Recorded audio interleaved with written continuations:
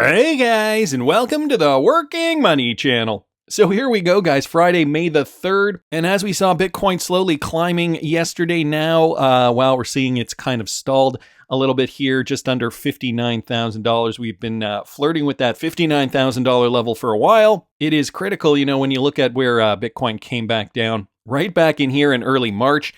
We did come down under that level, but now we're climbing, trying to get back above that level to hold support, former support that we saw, where we did actually see price bounce as well back in 2021 before Bitcoin formed its all-time high in November of 2021 before reaching a new all-time high more recently. So an interesting level here right now that we're, paying attention to. Of course, getting up and staying up above this level is going to be key. Right now in the crypto space, we're seeing sentiment still sitting at neutral. So, neither here nor there. Not great sentiment in terms of, decisiveness.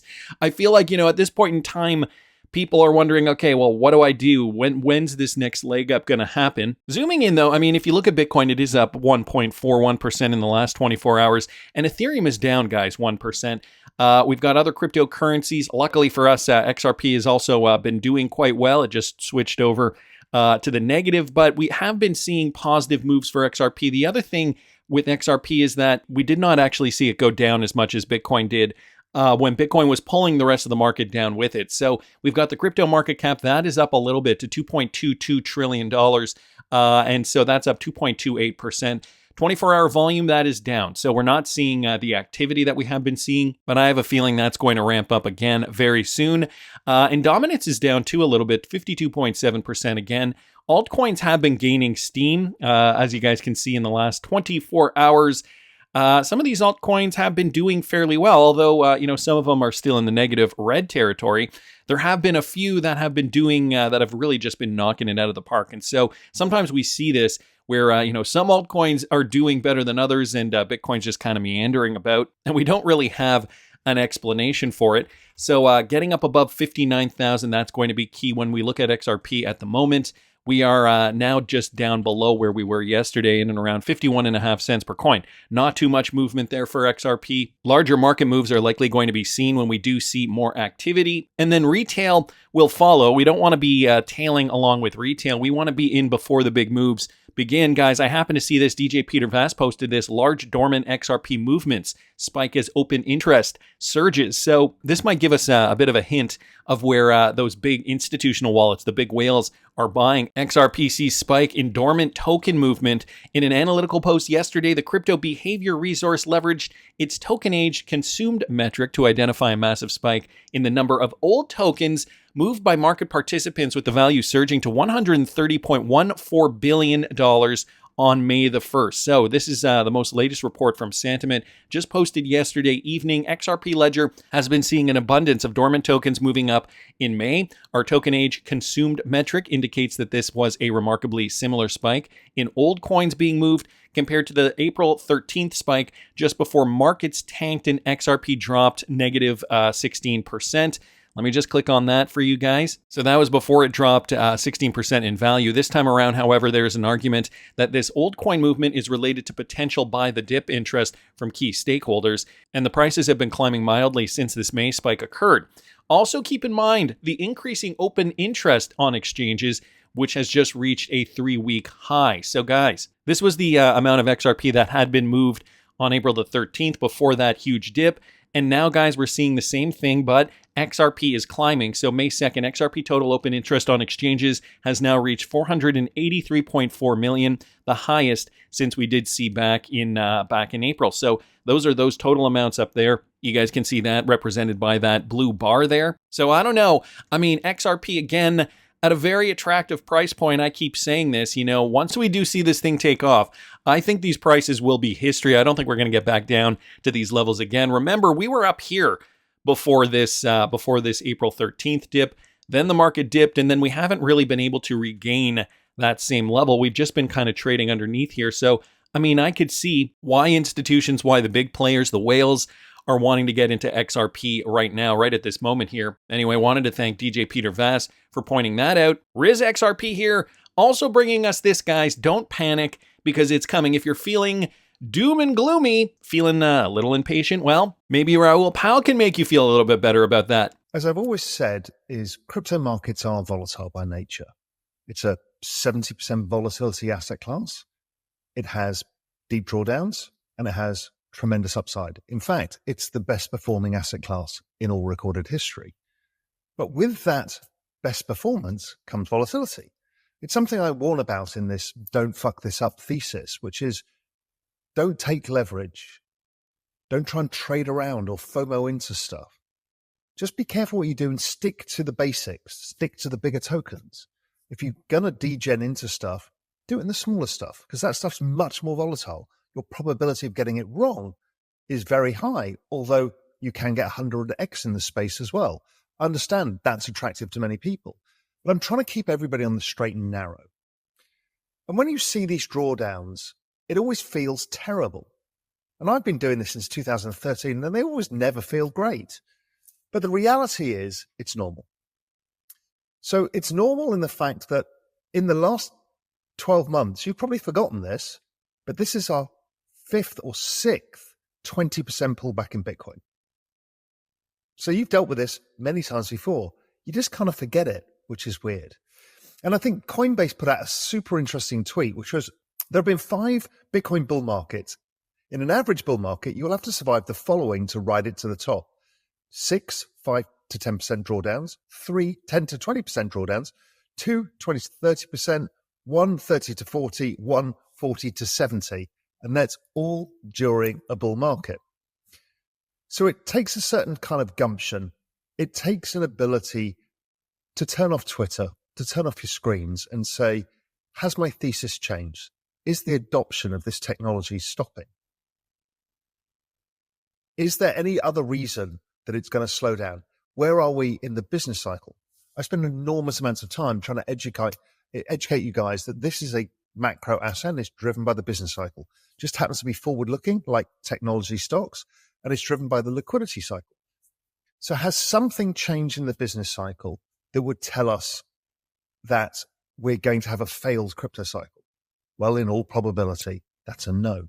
So the thesis is still the same, guys. And even Coinbase is saying over here, look how many drawdowns here. Let me expand that for you. Look at how many drawdowns we have seen in a bull market. They say this is all during a bull market. And, 10 to 20%, like I keep saying, 20% is not even that much in the grand scheme of things. Let me bring up Bitcoin again one more time, and let me throw it on the daily for you guys. Where are we at right this moment?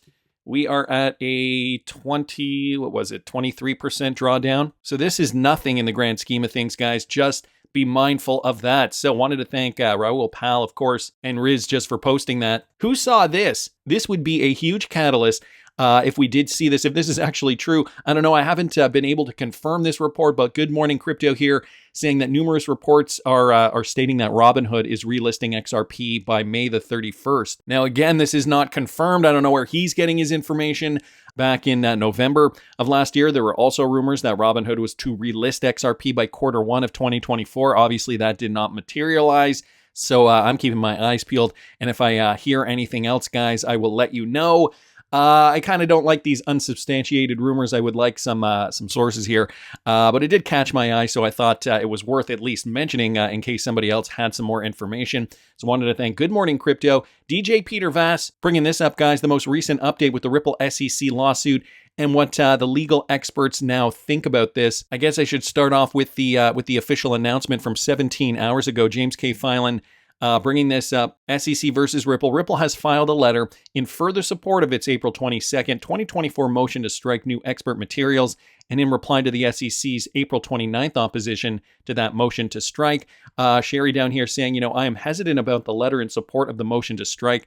Ripple uses a fair amount of quotes from Fox's declaration. And without viewing the exhibits, I cannot determine how much, if any, is taken out of context. And even Jeremy Hogan did come out and say, unfortunately, the hardest thing to do on crypto Twitter is to say that you think the SEC will win a motion. But here it goes. He says, I think the SEC will win this motion. And even if the court finds the witness is an expert, I think instead of striking the witness, it will just allow Ripple to depose her, etc., like it did before. Now, excuse me while I go pray I'm wrong, which is not often. Sherry here also commenting on Jeremy's post here saying, I was just telling Mark that making Fox an expert witness might make things more complicated. If it is discovered that she is a summary witness, then no harm. By allowing the deposition, she protects the records on appeal. This way, neither party can claim prejudice. And Jeremy says, I agree. And if I had to bet, I think that's what she will do. Jack here asking, are we going to win, Jeremy? And Jeremy responding, if the judge rules an amount that Ripple can pay, it wins. So we are just waiting now for that. Bill Morgan here also commenting on the latest update. I think Ripple will lose the motion, but the judge will accept Fox gave some expert evidence and permit Ripple to depose her.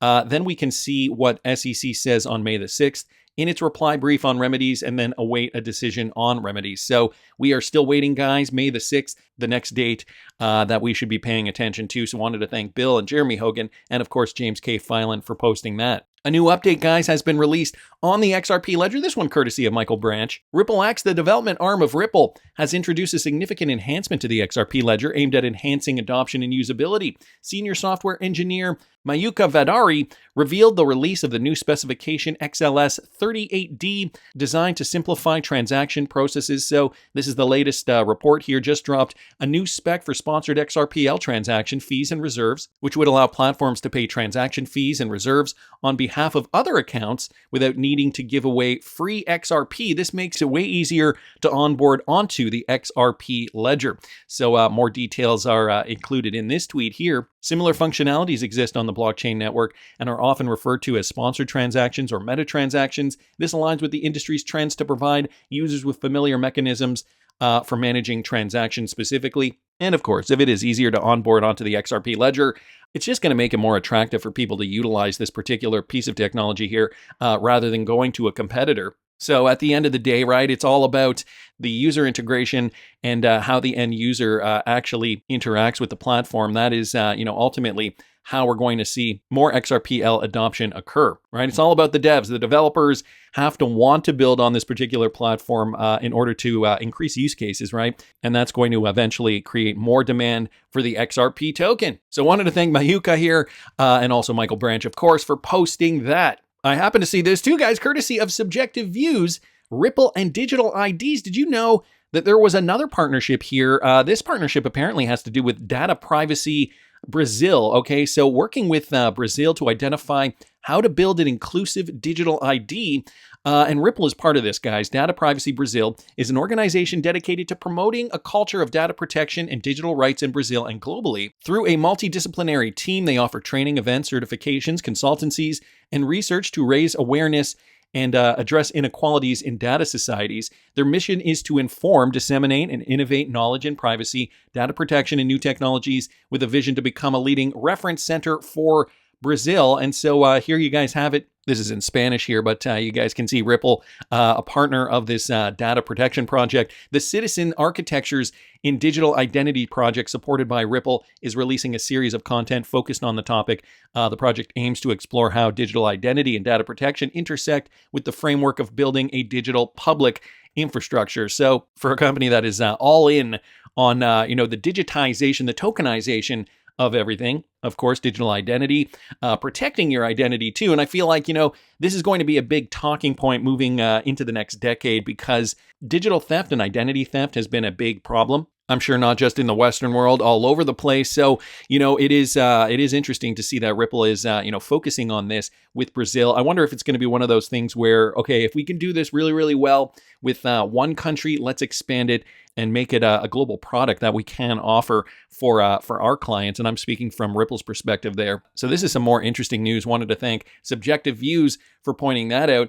I mean, Ripple has been continuing to work on different verticals. That has been their MO from the beginning. However, cross-border payments, that was their baby. That is something that I feel like they're very, very close to perfecting at this point in time. Mr. Man here, guys, bringing this up. Bank of America thinks we're at an inflection point. And the reason I bring this up is the following. Okay, I guess first we have to take a look at what Bank of America's viewpoint is. Again, guys, this is a very recent article from just yesterday, May the 2nd, 2024. And, they're saying here, well, let me read you guys a little bit of this. Payments are a two-sided market where you need engagement across an ecosystem. We complement the Fed as well as the private sector network. Having two players in the market helps in this competitive sense as we ensure those products are better and more market responsive while also validating market demand. So they're talking about the FedNow service here earlier on in this article and the clearinghouse's RTP network. So this is, just the broader picture for domestic payments in the United States, just kind of giving you guys some context for the rest of this article. So no matter the use case or network being used, faster payments seek to offer immediacy, transparency, and availability of funds that solve real-world frictions. Another quote here, no other payment rail allows you to see within a few seconds whether or not the payment was successful. However, Ahmad relayed that real-time payments have spurred financial institutions like Bank of America to modernize operations to keep up with where our customers and our customers' customers have already gotten to. For the bank's corporate clients, there's value in integrating payments into their existing business workflows to make precision payments whenever they need to make them, and to ultimately boost revenues by giving customers the same options. One of the things I love about the US is that actual end-user adoption of payment solutions is determined by actual market need. Although we're a long way from real-time payment ubiquity, several types of transactions are already being transformed across B2B, B2C, and C2B landscapes. Among them are insurance disbursements, earned wage access, gig economy worker payments, and merchant payments. So this statement here coming from a representative from the Bank of America. The representative here, I'm sorry, I glossed over his name, Ifran Ahmed, Managing Director and Head of U.S. Payments of Global Solutions for Bank of America. He was the one who was asked these questions. And so they're seeing that, okay, real-time payments are here, but we're still kind of wading into the water. We're not really there at full capacity. But guys, I have a feeling that is going to change. Considering Bank of America is saying this, especially considering this article was fairly recent. Remember when Brad Garlinghouse said that Bank of America will gain a competitive advantage by using Ripple's ODL? He said this back in 2022. Ripple Labs CEO Brad Garlinghouse reiterated that the leading blockchain company would settle with the Securities and Exchange Commission only if the federal agency provided regulatory clarity of XRP. So this was, of course,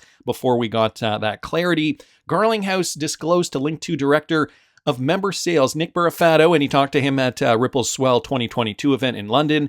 And here's the quote: I met with Brad Garlinghouse face-to-face, and he made it clear that Ripple is ready to settle with the SEC as long as they can get clarity on XRP. According to LinkedIn's Director of Member Sales, Garlinghouse further revealed that American financial institutions are following development in the ongoing lawsuit between the SEC and Ripple. He added that these companies would join the Ripple bandwagon when the blockchain company did in fact settle with the SEC. And guys, the quote here, Bank of America is going to gain a competitive advantage when the SEC versus Ripple case settles by using ODL in the marketplace. So using the Bank of America example specifically, and I think there was even a clip, I can't find that clip. I tried to look for it earlier today, but I could not find it, of Brad Garlinghouse actually saying it in his words. So he said it to Nick Barafato back in November of 2022, but he also made a statement. I think it could have been at, maybe it was the proper party. I'm thinking maybe it was September 23. I don't remember what the clip, where the clip was from, but I do remember Brad Garlinghouse saying it. Bank of America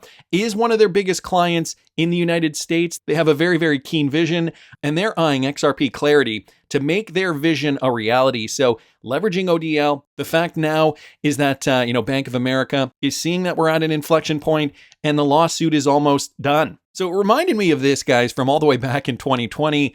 We are partnering with fintechs like Ripple or Swift, this one courtesy of XRP Crow on Twitter. It's about you as a client and the infrastructure you have and the ability for us to integrate, whether that's with platforms and capabilities that we built or partnerships that we have with the likes of Ripple or Swift. These are fintechs that we're partnering with, and that was from Julie Harris all those years ago. So partnering with Ripple, they mentioned too that they partnered with Swift. This is when the GPI product was coming out. But I have a feeling they know what the cutting edge technology is. They don't want to be left behind. And Brad Garlinghouse did make this very, very clear back in 2022 and then reiterated it again in 2023. So how close is Bank of America to becoming the first XRP user in the United States of America? I don't know, guys, but things are heating up and it's getting very exciting. That's just my opinion, though. I want to hear what you guys think. Please subscribe to the channel if you haven't already. Like the video if you like the content I'm providing. I always love hearing your comments. See you in the next one, guys.